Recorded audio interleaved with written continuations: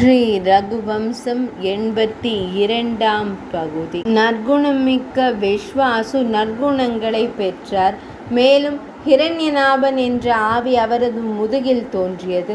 மரங்களுக்கு நெருப்பும் காற்றும் தாங்க முடியாதது போல ஹிரண்யநாபனுடன் சென்ற விஸ்வாசாகு தன் எதிரிகளுக்கு தாங்க முடியாதவரானார். தன் தந்தையின் பாவங்களுக்கு பரிகாரம் செய்த நற்குணம் மிக்க விஸ்வாசாகு தனது முதுமையில் முக்தி எனும் பேரின்பத்தை விரும்பினார். அவர் வணக்கத்திற்குரிய ஹிரண்யநாபனுக்கு முடிசூட்டி வனத்திற்கு சென்றார். சூரியனின் மகனான ஹிரண்யநாபன் வடக்கிலுள்ள கோசல நாட்டின் ஆட்சியாளராகி சோம யாகத்தை நிகழ்த்தினான். இரண்டாவது சோமனை போலவே அவனுக்கு கண்களின் கனியான கௌசல்யன் என்ற மகன் தோன்றினான். அவன் தன் புகழை பிரம்ம உலகம் வரையிலும் பரப்பினான்.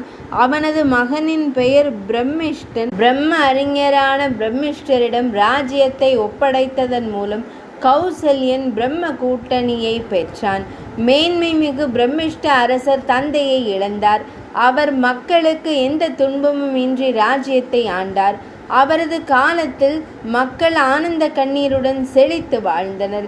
குருவின் சேவைக்கு தகுதியானவரும் பகவான் ஸ்ரீ மகாவிஷ்ணுவிற்கு நிகரானவரும் தாமரை விழிகள் உடையவருமான புத்ரு என்ற மகன் பிறந்ததால் அவர் பிரம்மிஷ்டர் புத்திரர்களிலேயே மிகவும் மேன்மையானவரானார். அவர் உலக ஆசைகளை துறந்தார். தன் குடும்பத்தின் வழி தோன்றலான மகன் மூலம் குடும்பத்தின் கௌரவத்தை பெற்றார். அவர் இந்திரனுடன் நட்பு கொள்ள விரும்பினார். திரிபுஷ்கரங்களில் நீராடி இறுதியாக அவர் தேவலோகம் சென்று தெய்வ நிலையை அடைந்தார். புத்திர மகிபாலனின் மனைவியும் புஷ்ய தேவியின் மகளுமாவாள். புஷ்ய என்ற மகனை பெற்றெடுத்தாள். அவன் தலை பிரகாசமாகவும் ஒளிமயமானதாகவும் இருந்தது. இரண்டாம் புஷ்ய நட்சத்திரத்தில் பிறந்த அந்த இளவரசன் உயரமாகவும் மக்கள் மத்தியில் பிரபலமாகவும் இருந்தான். அவன் எல்லா விதத்திலும் செழித்தோங்கினான். பின்னர் மாபெரும் மன்னன் புத்திர பூபாலன் துறவரம் பூண்டான். அவன் தன் ராஜ்யத்தை தன் மகனிடம் ஒப்படைத்தான். அவன் பிராமண ஞானியான ஜைமினி முனிவரின் சீடனானான். அவரிடமிருந்து யோகத்தை கற்று மறுபிறவி நிலையை அடைந்தான்.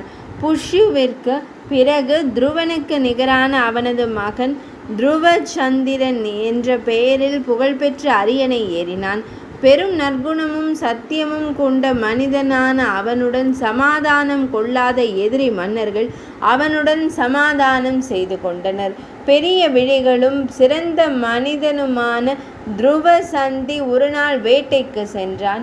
அங்கே ஒரு சிங்கம் அவனை கொன்றது. நண்பகல் நிலவை போன்றிருந்த அவனது மகன் சுதர்சனன் அப்போது குழந்தை பருவத்தில் இருந்தான். தேவலோக அரசன் பூபாலனின் அமைச்சர்கள் அந்த இக்கட்டான சூழ்நிலையில் உதவியற்றவர்களாகவும் பணிவுடனும் இருந்த மக்களை கண்டனர்.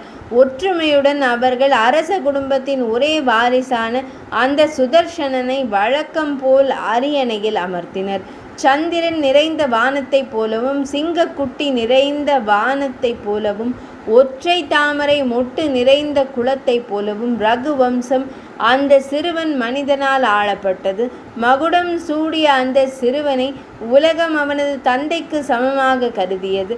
காற்று வீசும்போது ஒரு குன்னா யானை அளவுள்ள ஒரு சிறிய மேகம் கூட எல்லா திசைகளிலும் ஊர்ந்து செல்வத்தை காண முடிந்தது.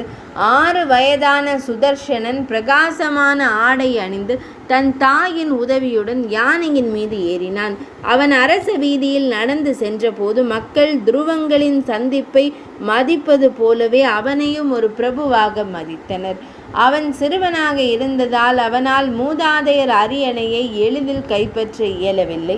ஆனால் அவனது உடலை சூழ்ந்திருந்த பொன்னிற ஒளியின் பிரகாசத்தை வெளிப்படுத்தி அவனால் அந்த அரியணையை முழுமையாக ஆக்கிரமிக்க முடிந்தது.